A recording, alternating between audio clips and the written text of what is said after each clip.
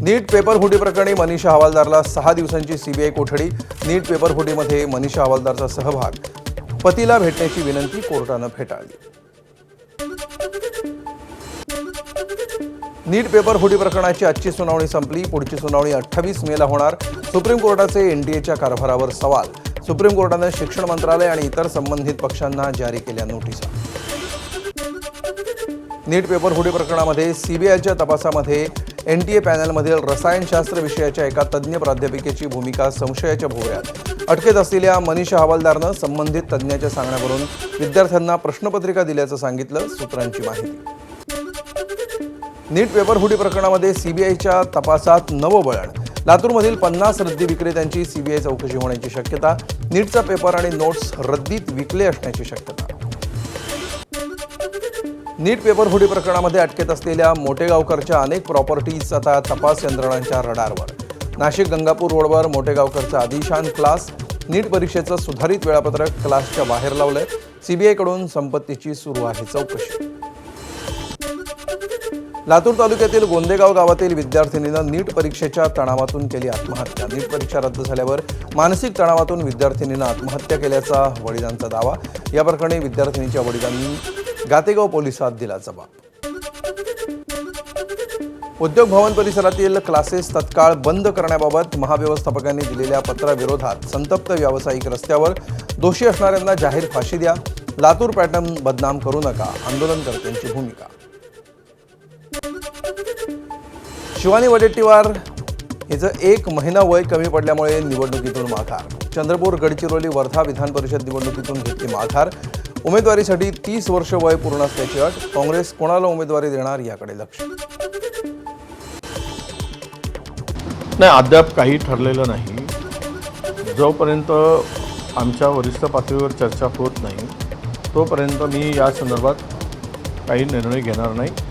आणि एकीकडे प्रचंड धनशक्ती आहे आणि मोठमोठे उमेदवार आहेत। नाही, असं आहे माघार घेतली असं म्हणत आत्ता मी म्हणणार नाही। आम्ही सगळे चाचपणी करतो, भारतीय जनता पक्षाचा उमेदवार कोण होतो आणि काय खेळूया त्यावर आम्ही निर्णय घेऊ। विधान परिषद निवडणुकीमध्ये महायुतीच्या फॉर्म्युल्यात बदल झाल्याची सूत्रांची माहिती। भाजप 12 जागा लढणार तर शिवसेनेला 4, राष्ट्रवादीला 1च जागा मिळणार असल्याची माहिती। ठाणे, नाशिक, यवतमाळ, परभणीची जागा शिवसेना लढण्याची शक्यता, तर रायगड, रत्नागिरी, सिंधुदुर्गची जागा राष्ट्रवादीच्या वाट्याला येण्याची शक्यता। अहिल्यानगरमध्ये विधान परिषद निवडणुकीची रणधुमाळी। आजपासून नामनिर्देशन पत्र सादर करता येणार। निवडणूक शांततापूर्ण, पारदर्शक पार पडण्यासाठी जिल्हा प्रशासनाकडून तयारी। शिवरायांचा आदर्श डोळ्यासमोर ठेवून आम्ही काम करतो, तुम्ही काँग्रेस आणि मुघलांच्या विचारानं चालता। आदित्य ठाकरेंच्या टीकेला आमदार संजय गायकवाड यांचं उत्तर। आम्ही शिवरायांची पुस्तकं वाचलेत आणि आमच्या रक्ताच्या थेंबात कणात कणात छत्रपती शिवाजी महाराज आहे। ज्या काँग्रेस आणि जी काँग्रेस मुघलांच्या आणि निजामांच्या विचाराने चालते त्यांच्यासोबत तुम्ही हातमिळवणी केली, त्यांच्यासोबत तुम्ही गेले। तुम्ही शिवरायांच्याच नाही बाळासाहेबांच्या विचाराला तिरंजी दिली। तुम्ही आम्हाला काही शिकवण्याची आवश्यकता नाही आहे। वरिष्ठ सनदी अधिकारी तुकाराम मुंढे यांनी अन्न आणि औषध प्रशासनाच्या आयुक्तपदाचा पदभार स्वीकारला। 1.5 महिन्यांपूर्वी तुकाराम मुंढे यांची दिव्यांग विभागातून राज्याच्या आपत्ती व्यवस्थापन विभागामध्ये बदली करण्यात आली होती। तुकाराम मुंढे यांची ही 25वी बदली। देशामध्ये पुन्हा एकदा पेट्रोल डिझेलच्या दरांमध्ये मोठी वाढ। पेट्रोलच्या दरामध्ये प्रति लिटर 2 रुपये 61 पैशांनी वाढ, तर डिझेलही 2 रुपये 71 पैशांनी महागलं। गेल्या 12 दिवसांमध्ये पेट्रोल डिझेलच्या दरामध्ये चौथ्यांदा वाढ। मुंबईतही पेट्रोल आणि डिझेलच्या दरात वाढ। पेट्रोल आणि डिझेलच्या दरवाढीनंतर आता मुंबईमध्ये पेट्रोलचा नवा दर 111 रुपये 21 पैसे, तर डिझेलचा दर 97 रुपये 83 पैसे। नागपूर जिल्ह्यातील पेट्रोल डिझेलचे नवे दर लागू। वाढलेल्या दरानुसार आता नागपूरमध्ये पेट्रोल 111 रुपये 70 पैसे प्रति लिटर, तर डिझेलचे दर 98 रुपये 76 पैशांवर। नाशिकमध्येही पेट्रोल डिझेलच्या दरात वाढ। पेट्रोल 112 रुपये 47 पैसे, तर डिझेल 99 रुपये 11 पैसे लिटरवर। पेट्रोल डिझेल दरवाढीमुळे सर्वसामान्यांच्या खिशाला फटका। महागाईमुळे सर्वसामान्यांचं बजेट कोलमडलं, त्यामुळे पेट्रोल डिझेलचे दर कमी करण्याची सर्वसामान्यांची मागणी।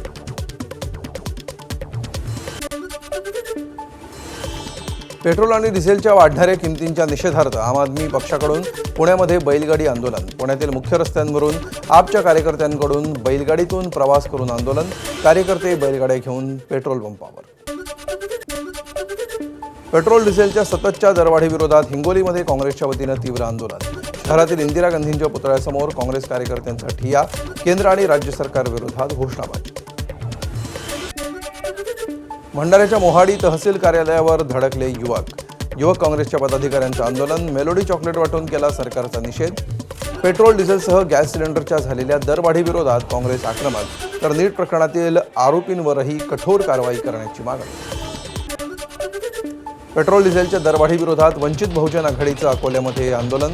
मोर्चामध्ये मोठ्या प्रमाणावर बैलगाडी, घोडे आणि गाढवांचा वापर. केंद्र सरकारचा वंचितकडून निषेध. पेट्रोल डिझेलचे दर आणखी वाढणार, ये तो ट्रेलर है, पिक्चर अभी बाकी है. खासदार सुप्रिया सुळेंचं सूचक विधान. गेल्या 6 महिन्यांपासून सर्वपक्षीय बैठक बोलावल्याची मागणी केली, मात्र अजूनही बैठक नाही. सुप्रिया सुळेंचा आरोप. आम्हाला याचं काही आश्चर्य वाटत नाही. गेल्या 6 महिन्यातली राहुल गांधी, अखिलेशजी, ममता दीदी आणि आमच्या सगळ्यांची संसदेतलीच भाषणं जर तुम्ही काढून बघितली तर तुमच्या लक्षात येईल सातत्याने पेट्रोल डिझेलचे भाव प्रचंड वाढणार आहे. याच्यासाठी काय नियोजन आहे? तुमच्याशीच बोलताना मी भारत सरकारला विनंती केली होती की एक ऑल पार्टी मीटिंग बोलवा. जगात क्रायसिस चाललं आहे, भारतात इकॉनॉमिक क्रायसिस करून आपली इकॉनॉमी प्रचंड, आपली आर्थिक व्यवस्था ही कोलमाडेल काय अशी परिस्थिती आलेली आहे.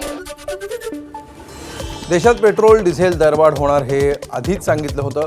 देश डबघायला येणार हे देखील राहुल गांधी म्हणाले होते, मात्र त्याकडे दुर्लक्ष करण्यात आल्याचा आरोप शरद पवारांच्या राष्ट्रवादीचे आमदार जितेंद्र आव्हाड यांनी.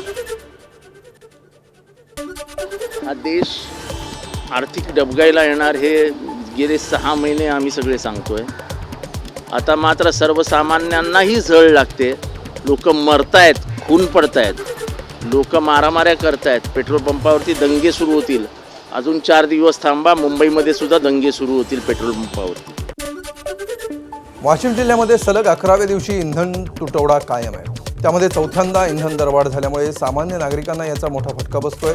त्यामुळे ग्राहकांनी नाराजी व्यक्त केली आहे. परभणी जिल्ह्यामध्ये सलग 10व्या दिवशी डिझेल टंचाई कायम. शहरातील बहुतांश पेट्रोल पंपांवर डिझेलचा साठा संपला. एकाही पंपावर डिझेल उपलब्ध नसल्यामुळे वाहनधारकांचे हाल. बुलढाण्यामध्ये 185 पेट्रोल पंपांपैकी 108 पंपांवर पेट्रोल डिझेल उपलब्ध. 13 पेट्रोल पंप बंद. पॅनिक बुकिंगमुळे काही प्रमाणात टंचाई होत असल्याचा पंप चालकांचा दावा. जिल्ह्यातील चिखली तालुक्यामध्ये सर्वाधिक इंधन टंचाई.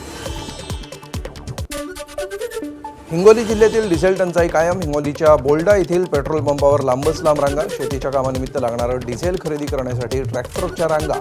इंधनासाठी लागलेल्या रांगांची ड्रोन दृश्य समोर. पेट्रोल आणि डिझेलच्या दरामध्ये चौथ्यांदा वाढ, त्यामुळे ग्राहकांनी व्यक्त केली नाराजी. तर जळगाव शहरामध्ये पेट्रोल डिझेलचा पुरेसा साठा. पेट्रोल पंपांवर गर्दी नाही.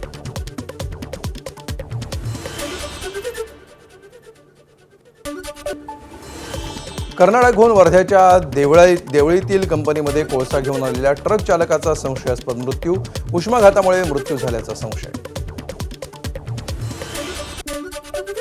विदर्भातील उष्णतेचा कहर अजूनही कायम. अकोला, अमरावती आणि वर्धा जिल्ह्यांसाठी हवामान विभागानं अतितीव्र उष्णतेचा दिला इशारा. तर नागपूर आणि चंद्रपूरमध्ये उद्यापर्यंत तीव्र उष्णतेचा धोका कायम राहणार.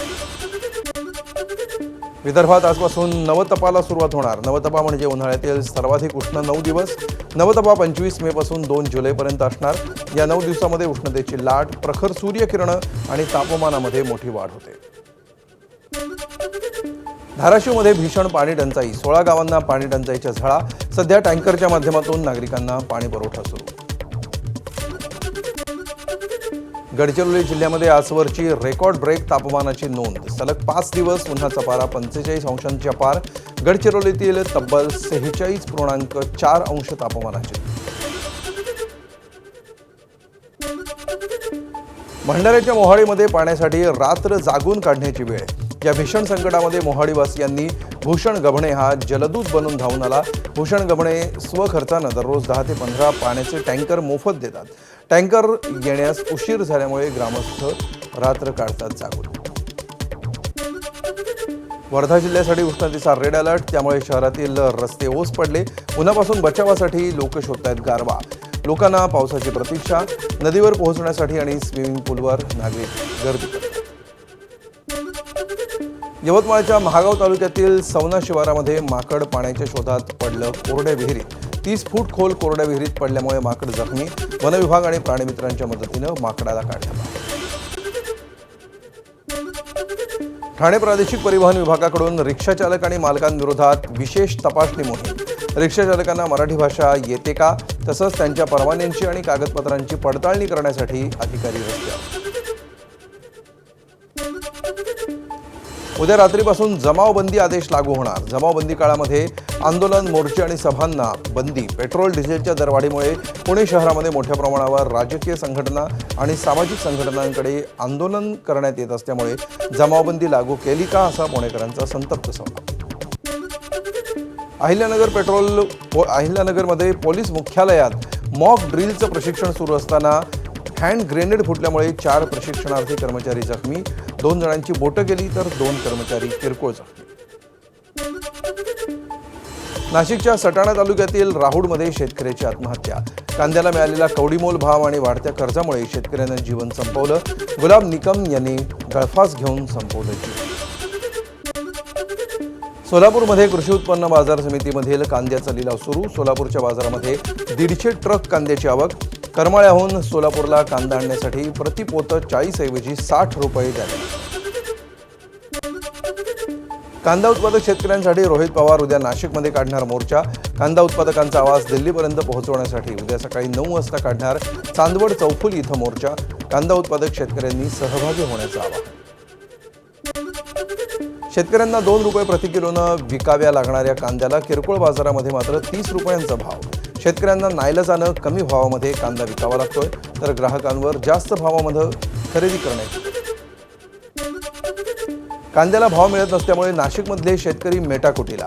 कांद्याला प्रति क्विंटल 3000 रुपये हमी भाव द्या आणि विकलेल्या कांद्याला किमान 1500 रुपये अनुदान देण्याची मागणी.